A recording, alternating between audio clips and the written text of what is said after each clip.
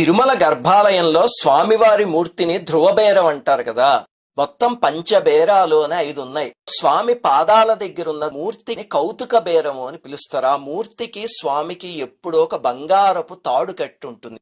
స్వామికి ఇటుపక్క ఉన్న మూర్తిని బలిబేరము, కొలువు శ్రీనివాసమూర్తి అని పిలుస్తారు. ప్రతిరోజు పొద్దున్న ఈ మూర్తి దగ్గరే ఆ ముందు రోజు హుండీలో ఎంత ఆదాయం వచ్చింది, వెంగమాంబ భోజనాలయంలో ఎవరు భోజనం స్పాన్సర్ చేశారు, అవన్నీ ఓ మహారాజుకి చెప్పినట్టు చెప్తారు. ఇంకా స్వామి విగ్రహానికి ఎడం పక్క కింద ఉన్నది ఉగ్ర శ్రీనివాసమూర్తి అంటారు. ఈయన పైన సూర్యకాంతి పడితే ఒకసారి తిరుమలలో ఒక పెద్ద ఉత్పాతం జరిగి ఇళ్లన్నీ కాలిపోయాయి అని రాసుంది తిరుమల చరిత్రలో. ఈ మూర్తిని ఎప్పుడు సూర్యకాంతి పడే సమయంలో బయటికి తీసుకురారు, లోపలే ఉంచుతారు. స్వామివారికి కుడివైపు ఉన్న మూర్తిని మలయప్ప స్వామి అని పిలుస్తారు. ఉత్సవాలు అవన్నీ ఈ మూర్తికే జరుగుతాయి. మలయప్ప కోన అనే చోట చాలా విచిత్రమైన పరిస్థితుల్లో భూమిలో దొరికింది విగ్రహం.